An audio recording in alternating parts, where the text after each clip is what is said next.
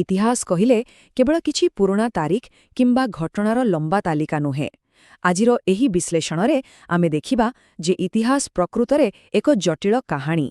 ଏହା ଆମକୁ ଦେଖାଏ ଯେ ଐତିହାସିକ ରେକର୍ଡଗୁଡ଼ିକ କିପରି ସୃଷ୍ଟି କରାଯାଏ, ତାହାକୁ କିପରି ନିଜ ହିସାବରେ ବ୍ୟାଖ୍ୟା କରାଯାଏ ଏବଂ ବେଳେବେଳେ କ୍ଷମତାଶାଳୀ ଲୋକମାନେ ନିଜ ସ୍ୱାର୍ଥ ପାଇଁ ଏହାକୁ କିପରି ବ୍ୟବହାର କରନ୍ତି।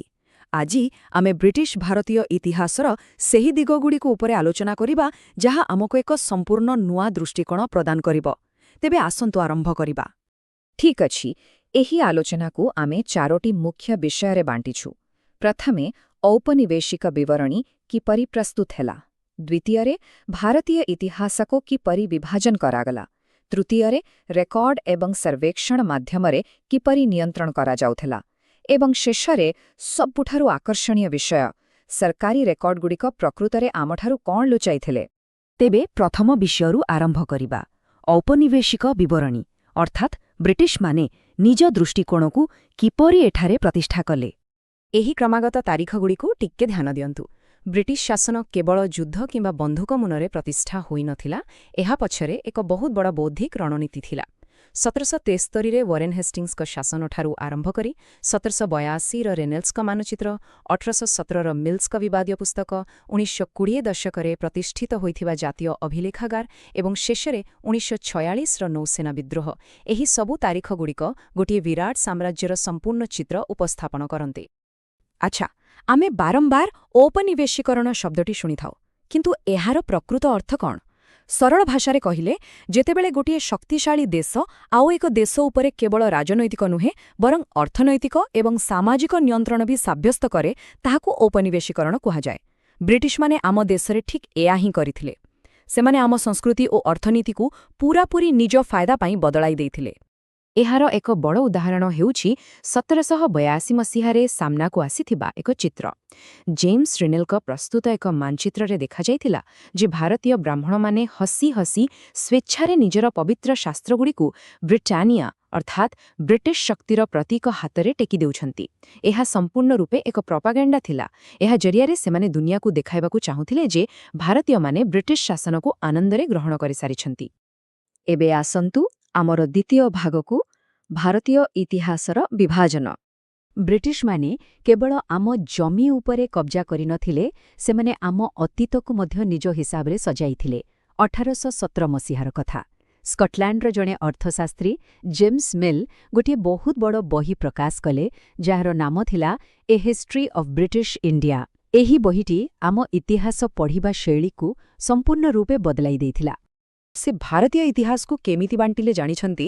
ବହୁତ ହିଁ ସରଳ ଆଉ ବିବାଦୀୟ ଢଙ୍ଗରେ, ମାତ୍ର 3ଟି ଭାଗରେ: ହିନ୍ଦୁ, ମୁସଲମାନ ଏବଂ ବ୍ରିଟିଶ। ମାନେ ତାଙ୍କ ହିସାବରେ ସେ ସମୟର ଶାସକମାନଙ୍କର ଧର୍ମ ହିଁ ଥିଲା ଇତିହାସର ଏକମାତ୍ର ଆଧାର। ଆଧୁନିକ ଇତିହାସକାରମାନେ ଏହାକୁ ଆଦୌ ମାନନ୍ତି ନାହିଁ, କାରଣ ଏମିତି କଲେ ଭାରତର ସମୃଦ୍ଧ ସଂସ୍କୃତି ଏବଂ ସାଧାରଣ ଲୋକଙ୍କ ଜୀବନ ସମ୍ପୂର୍ଣ୍ଣ ରୂପେ ଅଣଦେଖା ହୋଇଯାଏ। ଜେମ୍ସ ମିଲ୍ଙ୍କର ବିଚାରଧାରା କ'ଣ ଥିଲା, ତାହା ଆମେ ଏହି ଗୋଟିଏ ଉଦ୍ଧୃତିରୁ ହିଁ ବୁଝିପାରିବା। ସେ ଖୋଲାଖୋଲି ଭାବୁଥିଲେ ଯେ ଏସିଆଇ ସମାଜ ୟୁରୋପ ତୁଳନାରେ ବହୁତ ପଛୁଆ ଥିଲା। ସେ ବିଶ୍ୱାସ କରୁଥିଲେ ଯେ କେବଳ ବ୍ରିଟିଶ ଆଇନ ଏବଂ ୟୁରୋପୀୟ ଶିକ୍ଷା ହିଁ ଭାରତକୁ ଏକ ସଭ୍ୟ ଦେଶ କରିପାରିବ। ସେମାନଙ୍କର ପ୍ରତ୍ୟେକ ପ୍ରଶାସନିକ ନିଷ୍ପତ୍ତି ପଛରେ ଏହି ଗୋଟିଏ ମାନସିକତା ଲୁଚି ରହିଥିଲା। ଠିକ୍ ଅଛି, ଏବେ ଆମେ ତୃତୀୟ ବିଷୟ ଉପରେ ନଜର ପକାଇବା: ରେକର୍ଡ, ସର୍ବେକ୍ଷଣ ଏବଂ ନିୟନ୍ତ୍ରଣ। କୌଣସି ସାମ୍ରାଜ୍ୟ ଚଲାଇବା ପାଇଁ କେବଳ ସୈନ୍ୟବାହିନୀ ଯଥେଷ୍ଟ ନୁହେଁ, ଏଥିପାଇଁ ଦରକାର କାଗଜପତ୍ର ଏବଂ ନିୟମ କାନୁନ। ପ୍ରଥମେ କ'ଣ ହେଉଥିଲା, ଖୁଶନୱିସ୍ ବା କ୍ୟାଲିଗ୍ରାଫିଷ୍ଟମାନେ ବସି ଅତି ସୁନ୍ଦର ଅକ୍ଷରରେ ହାତରେ ସରକାରୀ ଦଲିଲଗୁଡ଼ିକୁ ଲେଖୁଥିଲେ। କିନ୍ତୁ 19 ଶତାବ୍ଦୀର ମଧ୍ୟଭାଗରେ ଯେତେବେଳେ ପ୍ରିଣ୍ଟିଂ ପ୍ରେସ୍ ଆସିଲା, କାମ ବହୁତ ସହଜ ହୋଇଗଲା। ରାତାରାତି ହଜାର ହଜାର କପି ଛପାଯାଇପାରିଲା। ଏତେଗୁଡ଼ାଏ ଦଲିଲତା ପ୍ରସ୍ତୁତ ହୋଇଗଲା, ଏବେ ସେଗୁଡ଼ିକୁ ରଖାଯିବ କେଉଁଠି? ସେଥିପାଇଁ ବ୍ରିଟିଶମାନେ ପ୍ରତିଟି ସରକାରୀ ଅଫିସ ସହିତ ରେକର୍ଡ ରୁମ୍ ତିଆରି କଲେ। ଏହା ବ୍ୟତୀତ ବଡ଼ ବଡ଼ ମ୍ୟୁଜିୟମ ଏବଂ ଅଭିଲେଖାଗାର ନିର୍ମାଣ କଲେ। ଏପରିକି 1920 ଦଶକରେ ନୂଆଦିଲ୍ଲୀରେ ବିଶାଳ ଜାତୀୟ ଅଭିଲେଖାଗାର ପ୍ରତିଷ୍ଠା କରାଯାଇଥିଲା, କେବଳ ଏହି କାଗଜପତ୍ରଗୁଡ଼ିକୁ ସୁରକ୍ଷିତ ରଖିବା ପାଇଁ। ଆଉ ଏକ ମଜାଦାର କଥା ହେଉଛି ସର୍ବେକ୍ଷଣ ବା ସର୍ଭେ। ଏତେ ବଡ଼ ଦେଶକୁ ଶାସନ କରିବାକୁ ହେଲେ ତାର ପୁଙ୍ଖାନୁପୁଙ୍ଖ ତଥ୍ୟ ଦରକାର। ତେଣୁ ସେମାନେ ଟିକସ ଆଦାୟ ପାଇଁ ରାଜସ୍ୱ ସର୍ବେକ୍ଷଣ କଲେ, ଲୋକଙ୍କ ସଂଖ୍ୟା ଜାଣିବା ପାଇଁ ଜନଗଣନା କଲେ ଏବଂ ଅଞ୍ଚଳ ଚିହ୍ନିବା ପାଇଁ ଭୌଗୋଳିକ ସର୍ବେକ୍ଷଣ ଆରମ୍ଭ କଲେ। ଏହି ସବୁ ତଥ୍ୟ ସେମାନଙ୍କର ଶାସନର ମୁଖ୍ୟ ହତିଆର ପାଲଟିଥିଲା। ଏସବୁ ଦେଖିଲା ପରେ ଆମକୁ ଗୋଟେ ବଡ଼ କଥା ଶିଖିବାକୁ ମିଳେ। କୌଣସି ବି ତାରିଖ ନିଜ ଆଡ଼ୁ ଖାସ୍ ହୋଇନଥାଏ। ରାଜା କେବେ ମୁକୁଟ ପିନ୍ଧିଲେ କିମ୍ବା କେଉଁ ଯୁଦ୍ଧ କେବେ ହେଲା, ସେହି ତାରିଖଗୁଡ଼ିକ ଆମକୁ କେବଳ ସେତେବେଳେ ଗୁରୁତ୍ୱପୂର୍ଣ୍ଣ ଲାଗେ ଯେତେବେଳେ ଆମେ ଇତିହାସକୁ ସେହି ଶାସକମାନଙ୍କ ଆଖିରେ ଦେଖୁ।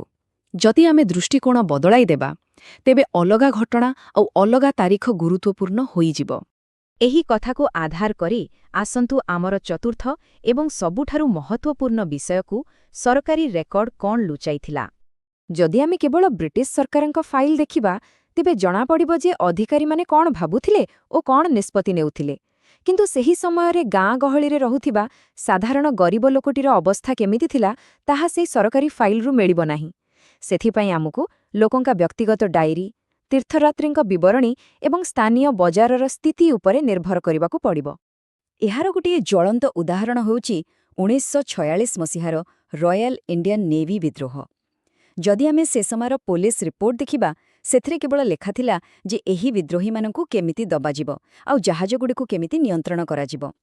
କିନ୍ତୁ ସେହି ସାଧାରଣ ନାବିକମାନଙ୍କର ପ୍ରକୃତ ସମସ୍ୟା କ'ଣ ଥିଲା, ସେମାନେ କାହିଁକି ଆନ୍ଦୋଳନକୁ ଓହ୍ଲାଇଥିଲେ, ସେକଥା ସରକାରୀ ଦଲିଲରେ ଚତୁରତାର ସହ ଲୁଚାଇ ଦିଆଯାଇଥିଲା। ତେଣୁ ଆଜିର ସମୟରେ ଆମେ ଗୋଟିଏ କଥା ସ୍ପଷ୍ଟ ବୁଝିପାରିଛୁ ଯେ ପ୍ରକୃତ ଇତିହାସ କେବଳ ରାଜାମାନଙ୍କ ମୁକୁଟ ବା ଯୁଦ୍ଧ ଭିତର ସୀମିତ ନୁହେଁ।